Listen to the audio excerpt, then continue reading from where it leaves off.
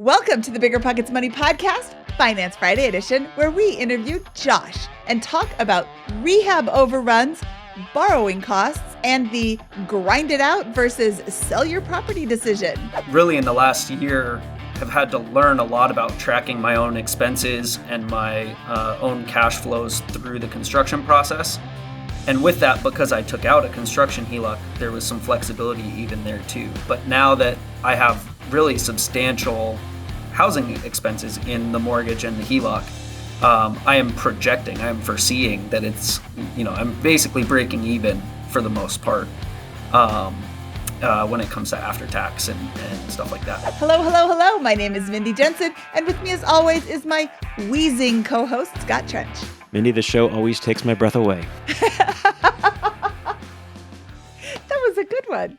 Scott and I are here to make financial independence less scary, less just for somebody else, to introduce you to every money story, because we truly believe financial freedom is attainable for everyone, no matter when or where you're starting. That's right. Whether you want to retire early and travel the world, go on to make big-time investments in assets like real estate, start your own business, or decide whether to grind it out and pay off a HELOC or sell your property and start over, we'll help you reach your financial goals and get money out of the way so you can launch yourself towards your dreams. Scott, today we're talking to Josh, and I'm really excited to talk to him. He is a younger guy who is on his path to financial independence. He bought a house hack. As we say, you should house hack your way to financial independence, house hack your way to get started investing in real estate, which he did.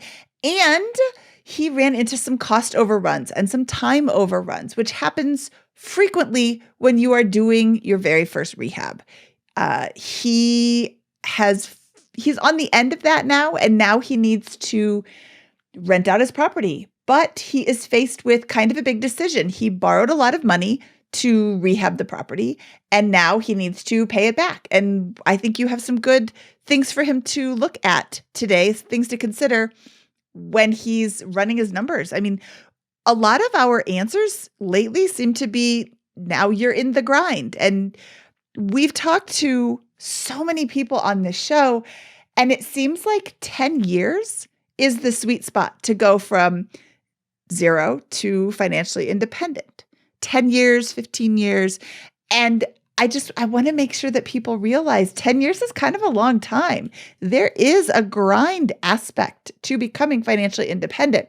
We cover it in an hour, but it does take a long time. It is multiple years, except for that one guy in California last week who won the $2 billion lottery all by himself. Or herself. I should say him or herself. Not to be sexist. Yeah, they're set for life. They are set for They life, should write a yes. Their book is much shorter than yours. Yeah. Well, great. Should we bring Josh in? Yes. Before we do, let's hear a note from my attorney, who says the contents of this podcast are informational in nature and are not legal or tax advice, and neither Scott nor I, nor BiggerPockets, is engaged in the provision of legal, tax, or any other advice. You should seek your own advice from professional advisors, including lawyers and accountants, regarding the legal, tax, and financial implications of any financial decision you contemplate. Today, we're speaking with Josh, a fairly recent college graduate who bought his first house hack 12 months ago and has been renovating it ever since. Renovations went over budget and over time, as they tend to do, but he's just about finished and will start collecting rent in the new year. Josh, welcome to the BiggerPockets Money Podcast. I'm super excited to talk to you today. Thank you. Yeah, I'm stoked to be with you all. Thank you very much. Let's get going. So we want to give a quick snapshot of your money situation. We have a salary of about $5,800 a month and additional income from hockey and CrossFit coaching of about $20,000 a year. I'm showing monthly expenses around $4,100. So that's a $1,400 mortgage, a $1,400 HELOC payment, $131 in gas and electric, $35 wash, $29 water, $29 trash, no vehicle payment, good for you, $147 in insurance, $280 in gas, $193 for trips and adventures, a bunch of random, I'm going to call it $250 in random. I don't see anything weird there. $317 a month for groceries, $214 for restaurants, bars, and coffee, for a grand total of $4,100 in your spending.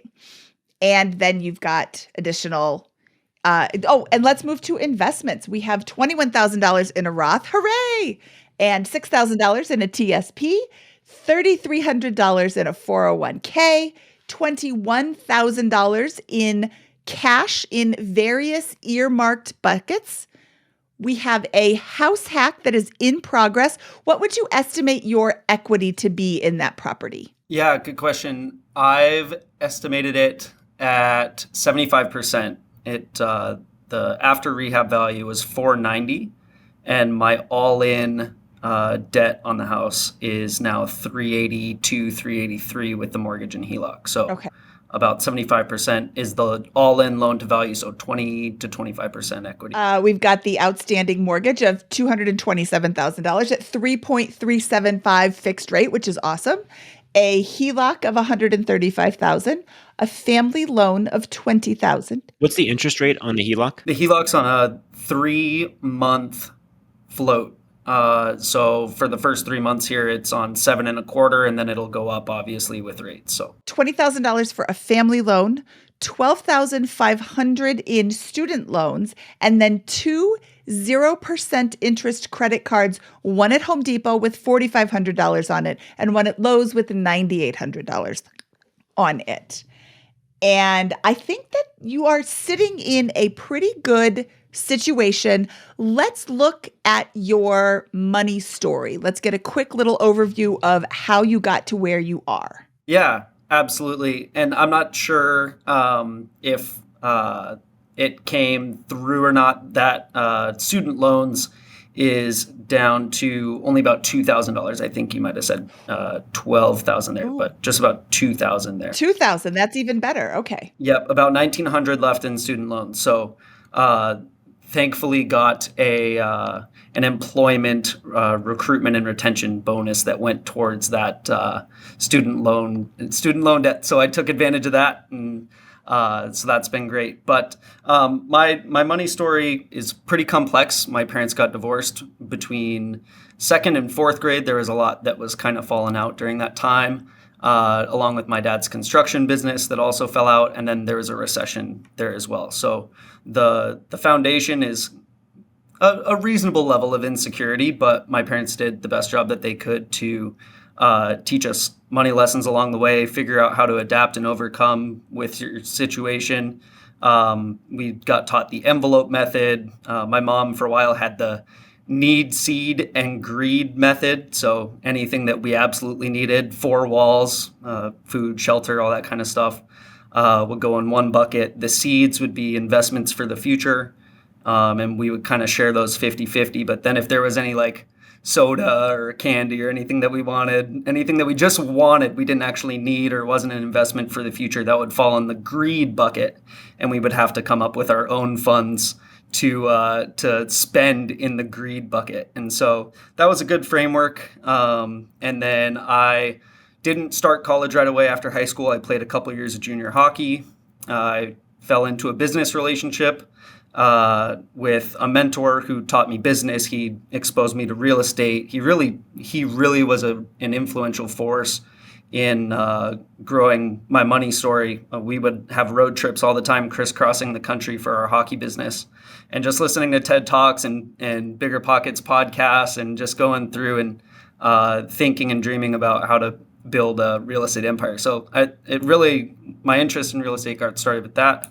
And then I went to college for finance because I figured that it was applicable throughout life, not just for a job. I wanted to learn how to account, how to manage my own money, and know more of the ins and outs of the financial world. So that brings me to today. I'm a financial analyst for work, and I got myself into, like you said, a pretty big burr there. So that's my money story.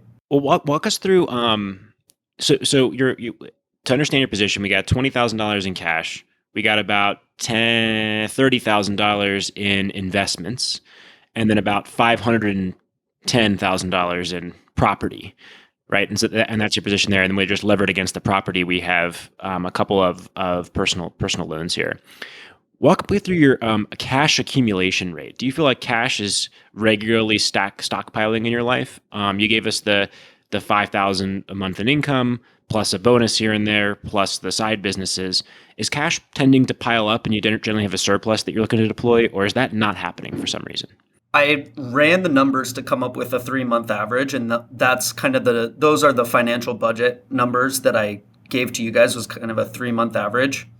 But before that, quite honestly, it was just kind of a, hey, I'll look at my credit card statement at the end of each month, and if it was under $800, I knew that it would put more money in my bank account than what I was spending. So it was a little more run and gun up until more recently, when I've really in the last year have had to learn a lot about tracking my own expenses and my own cash flows through the construction process. And with that, because I took out a construction HELOC, there was some flexibility even there too. So up until recently, yes, I would just kind of come into having enough cash to then reinvest or to put into my IRA or to pay down debt. But now that I have really substantial housing expenses in the mortgage and the HELOC, I am foreseeing that I'm basically breaking even for the most part when it comes to after tax and stuff like that. So I've been running break even through the construction period, and I'm looking forward to when, like Mindy said, in January, hopefully here, getting some rents in to then be a surplus, right? But for really the last year, I've been running about break even. I wouldn't say that I'm clearing a surplus each month. A lot of the retirement accounts are from deductions, right? So paycheck W-2 deductions. So that all hits before I even touch that money. So great. And I assume fundamentally that's the first thing we want to solve today, is get into a positive situation. Yeah. I want to get into a positive situation. There's also a question about, with my HELOC, I have a little bit of room. It's up to 150. I obviously have those couple credit cards still outstanding. So those are on 0% promotional rates for now. One will clear in January, where that'll start accruing interest. The other will take until next July. But a question I had is, should I draw $6,000 from my HELOC to invest in my personal IRA at the start of the year and then kind of cash flow it throughout the year? Or should I continue to break even? My break even also is essentially including a break even of $500 a month to that IRA. So should I just put that lump sum into the IRA to start the year, or should I kind of just still dollar cost average it throughout the year? Well, let me ask you this: your mortgage payment. What is your PITI? The principal, interest, tax, and insurance is $1,442. $1,442. Okay. And what do you expect to rent this place out? Walk me through the math of the house hack once you have tenants in place. Yeah. So I converted it from a 2-bed, 1.5 bath to a 3-bed, 3-bath. Wow. And so both of the bedrooms upstairs have their own ensuite bathrooms in them. How long did it take you, and how much did you put into it? I've put in almost, it's essentially $150,000 from all in on debt. And it has taken me, I started rehab really intensely in middle of October 2021. So it's been 12, 13 months that we've been cooking on this thing. This is a big project. I bet you've learned a lot. It's a big project. I didn't know what I was getting into. To be completely frank. And, I know you'll ask about my money mistake, but that, it was a big project. There's a lot of learning curve that comes with that. There were some losses for sure, just by not knowing what I was getting into. An example where I didn't do my due diligence on research to figure out what it actually costs to get an interior of a house painted. And so I got ripped off. I got charged too much for an inadequate job. Mm-hmm. But that's being naive and being new and figuring it out. Hopefully as you learn, those losses get fewer and fewer and less. But, yeah, it's been a big process. It's got new electrical, new HVAC, new plumbing. I took down a wall. I put up a wall. I moved a wall to add another bathroom in one of the bedrooms. And above all that, then there were structural issues. We opened up one of the ceilings to put in new lights, and we found that the joist had cracked. And so the joists had split for the upper floor. So we had to reinforce those, and there was a turnbuckle running through the middle of the house. We didn't know where it was coming from or where it was going. So there were a lot of weird things about it. It's an 1876 house. But on the back end, those two rooms upstairs, I'm anticipating very conservatively $750 each. And that's super conservative, upwards of $1,200 for one of them and $1,000 for the other. The one has a little bit better and bigger of a bathroom. So on the high end, $2,200 a month. On the low end, $1,500 a month. Okay, awesome. So let's plug it in the middle and say 18 for our purposes of discussion today. Does that work for you? Yep, works. Okay, so you're gonna get 18, and your pity is $1,430. Is that right? Is that what I heard? Yep. Okay. So that's great. That's going to make a major difference in your cash flow in a month or two. What is left that needs to be done to get this project completed? How much is it going to cost, and how long is it going to take? You say January, but can you walk us through that? Yeah, good question. What I have left is trim work and molding. And included in that is a little bit of finished carpentry to install 4 custom doors to close off another room. So all in, I already have the material purchased for that. It's just someone's labor for a week for 40 hours, and then it's essentially done. We're finished. And do you have a plan to contract that labor? Is that all lined up, or what's going on with that? Yep, that's all lined up. They're coming here in 2.5 weeks. Awesome. Put the property up for rent today. Okay. So start marketing it for tenants. Get the move-in date with that. If you feel like you're actually certain that in 3.5 weeks this will be done, put the listing up. Worst case, you just list it and you get it in January. But that's $1,800. That's going to evaporate every month that you don't have a tenant in there. So it's like an expense going out. So that would be my first advice there. What would the property rent for if you moved out? If I moved out, it would be in probably $2,750 to $3,000 range. I'm in a small town just outside the Twin Cities with good access to the city's industrial centers and business centers. But it's really a destination town within the Twin Cities. So it has really strong supports for home values.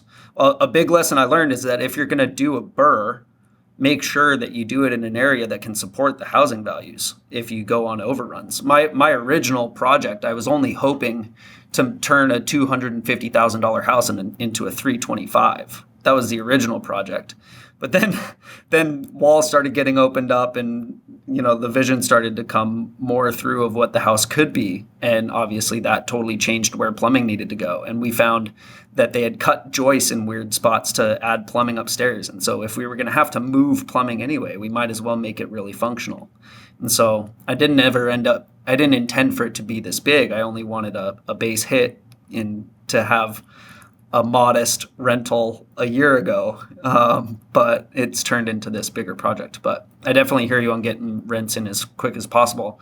I've actually ordered the next medium-term rental book. I think I got the notice that it was getting shipped yesterday. So my plan is to put it up on Furnished Finder. There's a hospital that's a mile away, and so that was the plan for sourcing tenants come January. Okay, so you said Furnished Finder. You're going to furnish these units? Yep, 2 bedrooms. I already have the furnish for. Okay. I already have beds and dressers for, and then the rest of the space I've been living in it. So, I actually only moved. Funny story. I borrowed my mom's camper throughout the summer so that I could live in the camper while they were doing all the sheetrock and painting and stuff inside. So I only moved back inside around Labor Day, just in time for the cold weather to set in. But that was a fun experience. Anyway, I'm sorry I interrupted you. That's okay. I want to say this delicately.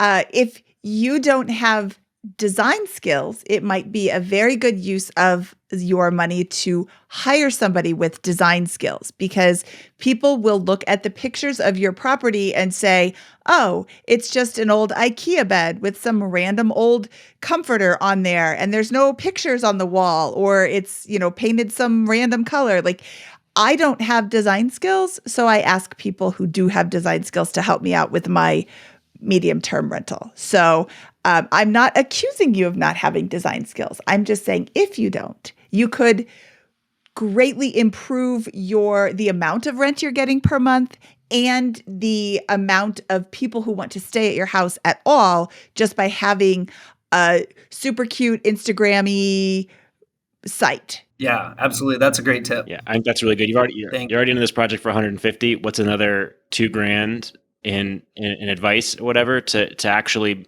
have a good chance at bumping those rents? And I wouldn't just do those rooms. I'd do some of the common areas if you're going to do rent by the room as well. Okay, I think that we have covered the rental pretty well. Let's talk about your HELOC strategy. Yeah, absolutely. So I wasn't sure if it was a common term to be called velocity banking. I know it as velocity banking. That's something that I came into. My real estate agent slash friend, really friend first, real estate agent second, who represented me on the project. He just rolled his mortgage into a HELOC as well. And he and his wife are funneling their entire salaries into the HELOC and then only pulling out little bits of their expenses each month. So every month their property debt goes down a large degree, and then it only comes back up with their expenses. I'm not doing it with two salaries. I'm only doing it with my one W-2.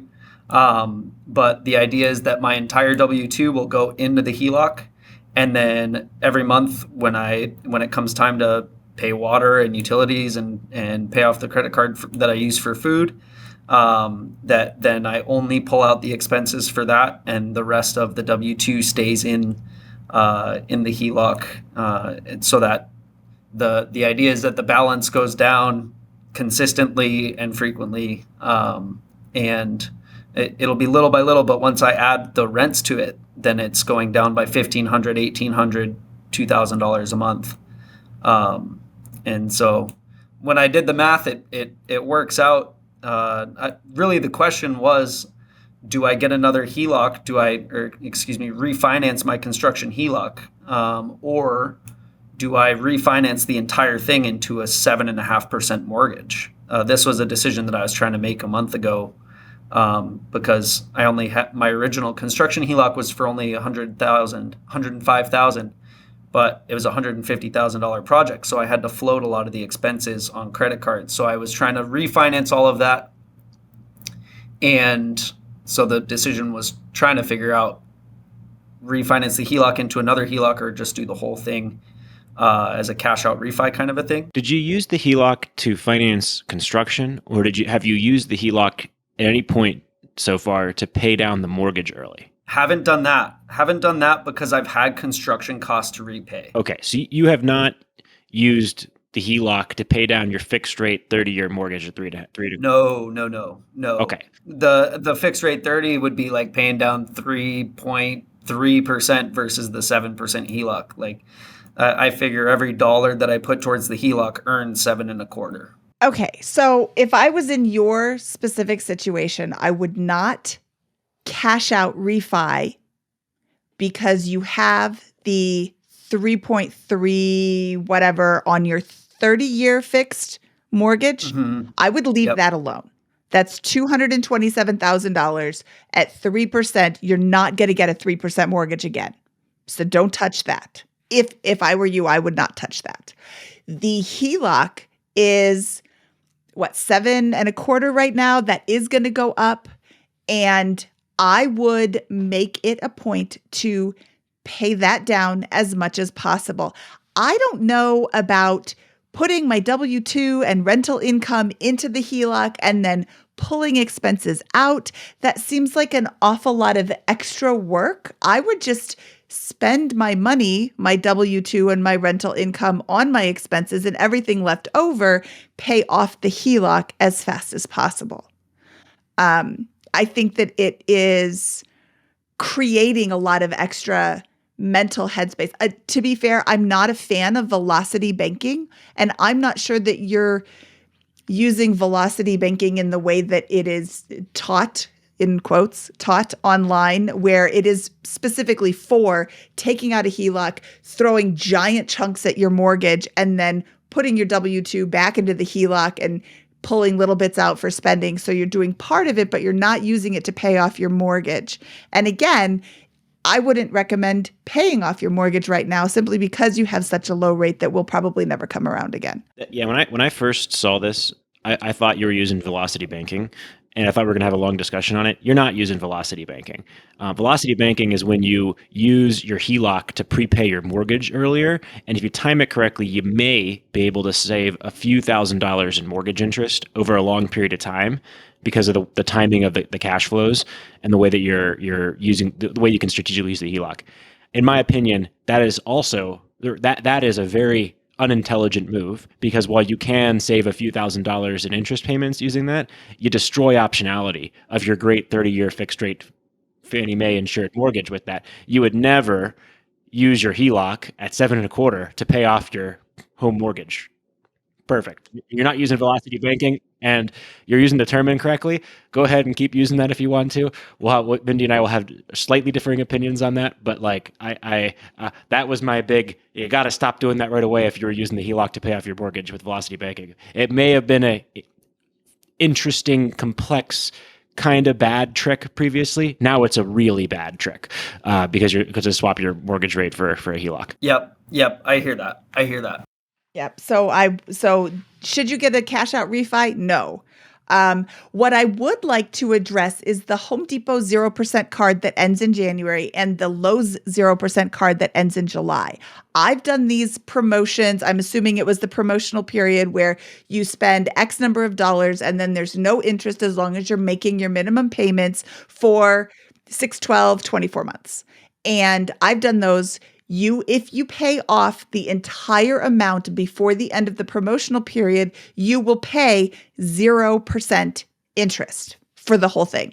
If you don't pay off the entire amount before the promotional period ends, you will owe interest on the entire amount from the very first day you made the payment or made the purchase for the entire time that it takes you to pay off all of the amount. So the way that these promotions work best is if you can pay it off in time. If you can't pay it off in time, there's no promotion at all. It's not like you get a discount or you don't pay interest on the time for 6 months when you have it.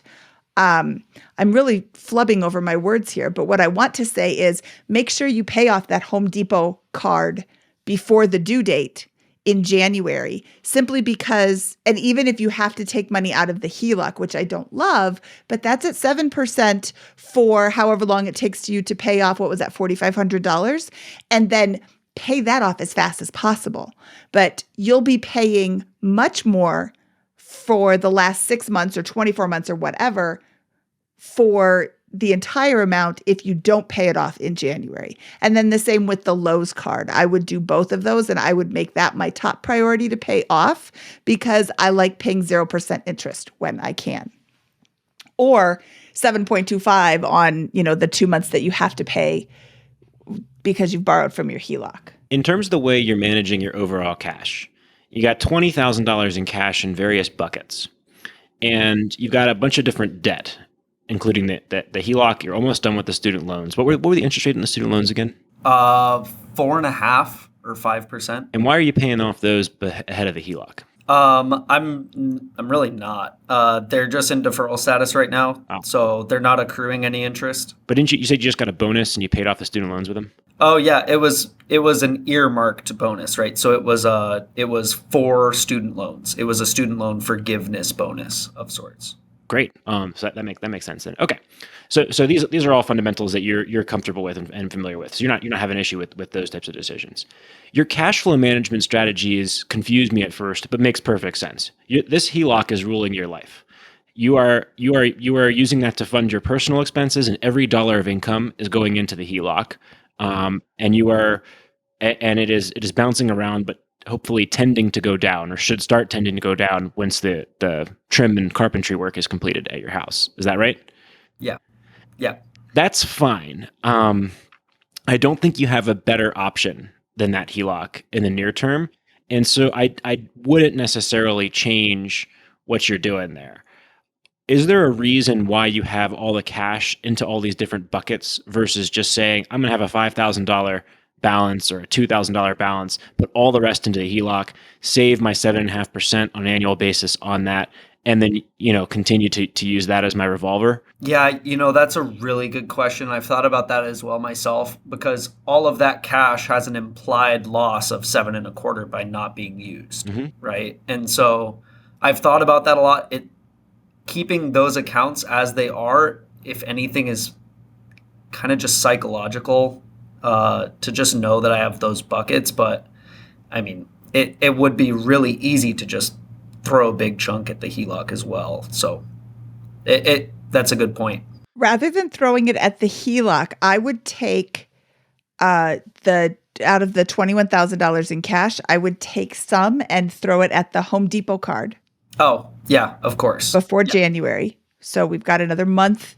And then before January, pay that one off. And then with the Lowe's card, again, make the minimum payments until you said July, pay that one off in July. But then, yes, any additional cash that you have, I would throw at the HELOC. And I'm essentially trying to use the HELOC as a checking account, right? Like funds are kind of flowing in and out of that. Or at least that's the concept. It's a new setup, so I haven't actually tested it over months and months and months, right? So check my thinking too, if that's a good setup or if that's a little bit of a sketchy setup. I'm trying to flow as many dollars to that 7.25% as possible. And so I don't think you have another option. That's economical here. So I need to double check on this. Make sure that you do actually have access to that liquidity, because it would be a real struggle if you ran out of liquidity. But if you have kind of pretty high assurance that you're going to be able to access that HELOC, then consider winding down that cash position to something smaller, putting it all towards the HELOC, and then to Mindy's point, bumping up the HELOC to pay off the credit cards as they start bumping into that higher interest rate range with that. And then, once that's set up, your game becomes extremely simple and a little tough, but nothing you probably can't handle. You're going to be grinding out paying this HELOC down for the next 2-3 years. And I think you knew that coming into the call, but that's the reality of your situation. You got to get that place rented. You got to bust it on these side hustles and keep working real hard at your day job. And you have the potential, it looks like on paper here, to accumulate somewhere in the ballpark of 30, 40, 50 grand a year with that hustle after tax. 10 of that is going to go to interest on your HELOC over the next year. That's brutal. And then I always think of the HELOC as a short term, so 5-year debt. So if you have $60,000 in a HELOC, 60 months is 5 years. That's $1,000 a month. So you have $2,000 a month on top of that you want to be paying in order to stay on top of that. That would be the rule of thumb. And I'd say Josh, am going to feel very uncomfortable about my position if I am not paying down that HELOC by $2,000 a month handily each month next year. Something's got to change, and I got to start using my free time to pay that down, because your position is not bad. It's just you're into like I got a grind mode for a year or two here with what you've done. So and it's not like you made it. The house hack bet sounds like it was a reasonable bet. It just went way over budget, resulting in this big HELOC. Absolutely. I totally over leveraged because of the reconstruction on the house hack, right? Over leveraged relative to, my own income. I need rents to really drive down the balance of the HELOC. That's really what it comes down to. So yeah, I agree. Now, on the flip side of this, do you believe me that that's realistic? You could pay 30, 40, 50 of this a year starting next year? Oh, yes. Yeah, absolutely. I did a whole breakdown of what the cost would be to refinance into another traditional 30-year versus doing the HELOC path. And I totally see that. Yeah, interesting. I don't like the refinance option for you. I would have liked it. I didn't either. If we're talking this time last year, I would have said definitely do that. because then you would refinance the whole loan into that. But now Yep. you're not going to get that on a second position mortgage. So you're going to lose your 3.25 on your first position mortgage. So that leaves you with the grind solution, which is no fun, but I think it's something you can handle in this situation. And you're going to come out smiling on the other side of this in 2 years with mostly pay down HELOC, wonderful mortgage rate, not paying very, very low living expenses, and likely, a big skill set with which to take on a future project from, where you don't move 6 walls. Yeah. Yeah, that's a good point you make. I mean, at what point that this is getting into real estate is something that I want to pursue more and pull more rental properties into the portfolio. What would some indicators be that you would recommend I wait for or look for to go after the next property? Like, at what point would it be too aggressive, or at what point would it be just right? Based on my situation now, looking forward. Here's how I think about it. This property needs to be put in cash in your pocket on a standalone basis as a true rental if you're not living in there, right? And here's how you analyze that. You have to analyze it harshly here. Your mortgage is $1,400, right? Your HELOC is producing $10,000. Let's call it $800 a month in interest, right? And if you believe what I said, you got to pay a little over $2,000 a month in principal reduction on the HELOC because it's short-term financing. Right. That's a subjective call. I believe that's how you should treat the HELOC. So if you put those numbers together, that's 1,400 plus 800 is 22, plus 2,000 is $4,200 dollars a month. That's before utilities and all the other kind of stuff. So those numbers look dramatically better if you're getting $3,000, $3,500 a month in rents and you're not living in there, and you just have that mortgage. Right now, you've got a great rental property. With this, the issue with this property is the rehab budget, not and the HELOC expense that came with it, not the fundamental of the investment, right? And so what you have to do, what I think you do is, okay, if you're sitting in that position, now you've got $3,000 a month coming in, you've got a $1,400 HELOC, and you are easily cash flowing this property as a standalone investment at the end state, unless rents collapse in your area, which is probably unlikely. So that's a strong position from which to attack the next investment. Does that logic make sense? Do you agree with that? Yep, I hear that. And because I'm ambitious and I like to look at the market and I like to think about the next steps, the next plays, the only way I could start this deal was with leverage, and to get myself in with leverage. And the only way to do the next deal I see is by doing seller financing and just trying to get someone I would need to do a bigger deal than just a single family, but to get additional cash flow to then throw at the HELOC. But even then I would be taking on, additional landlord and other responsibilities.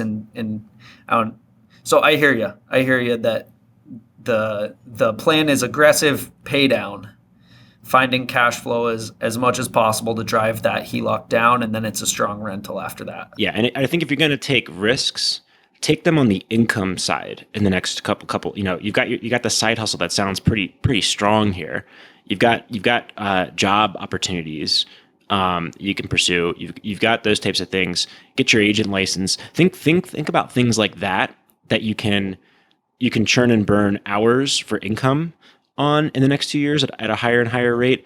Because in my opinion, buying another rental property in this situation, yeah, it can work if things go up, but it can also begin compounding against you. And your position is not one where like, oh, the next property either accelerates my position or it really will put you in a tough spot if the next property does not go well right now.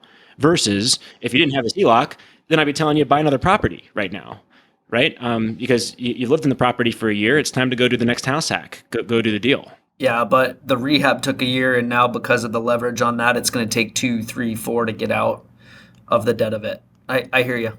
I agree with most of what you're saying. I was looking at his situation and wondering what sort of side hustle, additional money you could generate. How much does your current side hustle take to generate that $20,000 a year with the hockey and the CrossFit coaching? Yeah, good question. The CrossFit coaching is nice because I go anyway to work out myself. So what's another hour of being there to coach when I was going to be there anyway?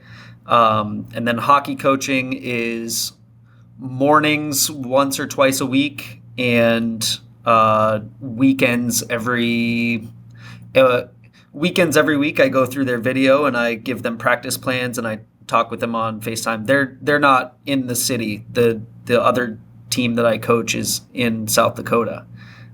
So I coach them remotely, and I travel out there once every month or 6 weeks or so. So it it's pretty easy to scale because I can, as far as private lessons go and coaching goes, on the hockey side, I can kind of scale that up during the season if I need to, and do more lessons in the morning and stuff like that. So that's relatively easy to scale during the year. I would say look into that and scale that if it's relatively easy. I mean, if you're remotely coaching a team in South Dakota, remotely coach a team in North Dakota, remotely coach it. There's 49 other states you can remotely coach a team in. And I mean, that might start to take up too much time, but if you could generate income while watching videos of hockey stuff, clearly I'm not a hockey coach remote, but there's easy ways to generate more income and there's really difficult ways to generate more income. And I don't think that signing up to be a Lyft driver is going to be the best use of your time. But I can't remember who we talked to. He was a remote tennis coach making quite a bit of money just watching people's, or maybe swimming. I don't remember what he was doing, but he was watching people's technique and coaching them on that completely remotely. And you can do that as well. Clearly you already are. So add another team or 2 or 3, or add another couple of CrossFit days, or, you're doing it in the morning, do it after work too, or teach a CrossFit class. Is that what you're doing? Or are you doing individual coaching? Yeah, it's with the group sessions. I don't do any individual coaching for CrossFit, just for hockey. Ooh, maybe you could start your own CrossFit videos where you've got a YouTube channel and you're teaching CrossFit videos, and then you are growing that. Do one for January's coming up, and that is a huge New Year's resolution, is to get in shape. So you start your video business now. You start pumping out videos. Are there workout videos for like people who are just starting to get off the couch? I mean, focus on people like that. Everybody's heard about CrossFit. Here's how you do it from a beginner standpoint. I don't know. I'm not a CrossFitter, clearly. I think that all this is correct. Now, this is all true. The answer here is earn more income, keep the expenses low, get the rooms filled, and grind this debt down over the next 2 years. Give yourself a 2-year target, 18 months if you can. And then it's $100 a week at a time, right? $100 a week is 10 grand over the over the course of a year. So if you can get the 500 extra, that's 25 grand, right? Surely you can do that with some combination of just the 2 side hustles we talked about. And over time, if you keep this front and center, maybe additional opportunities emerge to that extent. So this is not fun. I can give you a path out of this whole situation if you want to hear that as well. So where you don't have to do that for the next year and a half. Would you like to hear that one? A path? Yeah, sure. Hit me. Sell the property. I knew he was going to say that. Okay, tell me more. I've thought of it. I've thought of that too, but not in a lot of depth. What's the property worth? $490. And your total debt is, as far as I can see, $362. $380 because of the family loan too. So yeah, $380. Great. $382. It'll cost you 7% to sell the property, right? So what are we looking at? That's 7%, 35 grand to sell the property. That leaves you with 180 to cover all of the 80 grand left over after you pay all the expenses associated with this thing, right? Yeah. That then you have 80 grand. You can pay off the mortgage, the HELOC, your 2 credit cards that you have there, and your student loans. Start fresh with a pile of 50 grand. Not have to grind for 2 years to pay off this HELOC, and you can start anew with a new house hack potentially. You'd have to get creative. You'll be trading the low mortgage rate for something else, but that would be a path out of this situation. I don't know what would put you in a better situation in 2 years, but you'd definitely be more flexible in January if you decided to sell the property today. So there's a path out immediately if you're actually sure on that property value. Property values are declining in many markets right now, and so I think that would be a conviction test for you on that property value. What's your reaction to that? Yeah, it's an interesting thought. I had considered that as well in the summertime when I was realizing just how high the construction costs were going and trying to figure out what that break even had to be and get nervous about if the appraisal was going to hit it. The appraisal hit it, yes, but I listened to the BiggerPockets, I think it was the daily, whichever one's the little short clips, I think it's the daily one. They were talking about how rents are they've peaked, they're not crashing, but they're just, mellowing out, except in 4 cities. And 2 of those cities are Minneapolis and St. Paul. And so how much do I want to push that letter? I don't know. Part of this whole thing was just about exploring and figuring out what I could learn and see if rehabbing and flipping a house was something that was for me, and figuring out if being a landlord was something for me. We've learned a lot on the rehab and flipping side, but I still don't know about the house hacking side and being a landlord and renting. So I hear that as an option. I absolutely hear that. I don't know if I need to be flexible in January. So it's a good point that you make that I could be more flexible. I don't know if I need to be. I think that's right, but I think your choices here are sell it or grind. And I don't think either is a bad decision. We talked to another individual, similar in many ways to you, a few weeks ago, and that individual had like $900,000 in debt across 2 properties, and a ton of consumer debt. And in that case, it was clear we got to sell everything and start over, because you're going to drown in the situation. You aren't going to drown. You have the ability to side hustle and figure this thing out. You have the ability to get tenants in this place. You can grind your way out of this. No problem if you choose to. It's gonna be a year or a year and a half, maybe 2, of hard work, and you're gonna be coming out the other side probably in a reasonable position. Although prices may come down, rents I would bet rents are not going to fall a lot, but they might fall a little in the next year. Yada yada. Or you could say, I'm going to take this cash, clean up my position, and go start another project right now. Both are fine. Just make that a decision. Make that a conscious choice, and be ready to be happy with it either way you go. I don't know what the right answer is. You can do both because your fundamentals are going to be strong in about 2 months here when you get those tenants. Yep, I hear that. Thanks for that. Thanks for that idea, and it's definitely I hear you about making it a conscious decision instead of just being, hey, this is the plan, this is what I wanted to do, so I'm going to stick with it. But I hear that. I'll give that some more thought. And you're not going to come out of it as a loser if you do decide to sell, because you've got a year of experience, and you should, I hope, take on a few more projects like this in the future using the lessons you've learned. You've been given a very thorough education in this kind of project. So don't squander that. You do it a couple more times in future years here. Oh yeah, I've learned a lot. It's been a great journey and a great path through it. I'm definitely glad to be on the better end of exposed walls and new plumbing, and to have things put back and looking better. So, well, anything else we can help you with here today, Josh? I don't think so. We kind of hit all the big topics, big concepts for me. I appreciate both of your time. I want to make one more comment. So if you are considering selling and you've already owned it since October of 2021, now we're at a year and a month, and then that's 2-3 months if you sell it, a year and 3 months if you sell it in January. If you wait another 9 months, you could earn some landlording experience in 9 months, and then sell it and pay no taxes on the capital gains because it is your primary residence, up to $250,000. I believe you're single? Yes. Okay. And up to $500,000 if you were to be married. So that is a lot of money to not pay taxes on.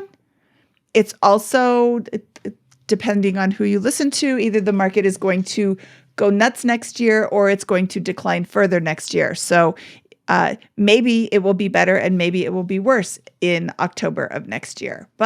And that 2 year is to the day. So if you close on October 23rd, don't close again before October 23rd. And we had a leap year, so give yourself an extra day just in case. I appreciate both your times and perspectives, and this it's fun to hear other ideas, and it's what you guys bring all the time. So I really appreciate you guys and all you do. Awesome. Well, thank you, Josh. We appreciate it. You have a wonderful rest of your week, and we look forward to hearing what you do decide. Please let us know. Yeah, you got it. Thanks. All right. That was Josh. And that was an interesting story. Scott, I have to be honest, when he first applied for the show, I thought we were going to be covering a lot about velocity banking, which is not my favorite way to manage money. But it turns out that he's just using a HELOC to fund rehab, which I don't think is our super favorite way to fund rehab, but he did. And now we've given him a couple of options. I mean, his property sounds great. And I think that if he wants to rent it out, I think he'll be able to generate some good income while he is waiting to either hit the 2-year mark to pay no taxes on his capital gains, or sell it now and pay a little bit of capital gains.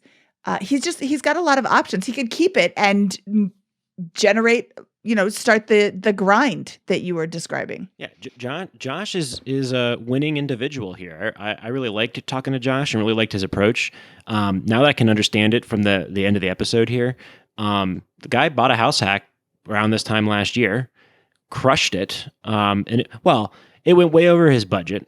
But at the end of the day, he added hundreds of thousands of dollars in value to the property, got it appraised at that amount, and is on his way to doing a house hack. This is a risk that I think I would have taken almost identically to him in the same set of circumstances.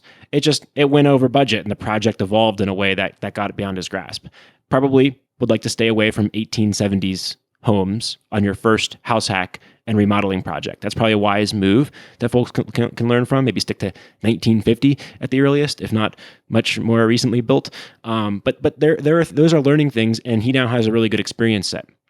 The fundamental issue, and I don't mind him using the HELOC to fund construction costs. The alternative to a HELOC is hard money, and I'll do that all day. I don't think there is a better source of construction funds other than cash, maybe, although you can argue that's not good, than a HELOC. So I think he did it all right. He's just now stuck with the reality of this property is going to, if you believe my assessment that a HELOC should be paid back in 5 years, then that property is going to suck cash out of his life until that HELOC is paid off. And I don't think you should be buying more property when your current portfolio is sucking cash out of your life. I think you should fix that problem and then buy more property such that each property adds cash into your life. And if every investor thought that way, I don't think that they'd be having that much fear of short-term market cycles or anything like that, because you're just like, no, every incremental property adds to my net cash flow. I finance it in such a way that that's always true, never using HELOCs without understanding the payback considerations and the short-term nature of that debt. And you're going to be fine to be able to snowball it. And so he's going to be just fine. I bet you he decides to go and just grind it out for a year or two because he can hustle and earn that extra income and pay it off. Yeah, that would be my choice. If I was in his same position, I would first focus on paying off those big box home improvement store credit cards that are at the 0% and making sure that I get the 0% rate. So paying those off before they're due. And then I agree with what you're saying, Scott. Don't go buy another property until this one isn't sucking cash out of your pockets. I would increase my side hustle income, my hockey coaching and my CrossFit coaching to as many days as I possibly can, so that I can generate as much income to throw at that HELOC. I think that that was a good point that you made, to make sure that he does still have access to the money. As long as he has access to the money, that could be his emergency fund. He could use that as an emergency fund while he is throwing every single dime he has at that HELOC to bring it down as fast as possible. I would put all the rent that he collects in there. I would put everything in there. And I want to just underline what you said one more time.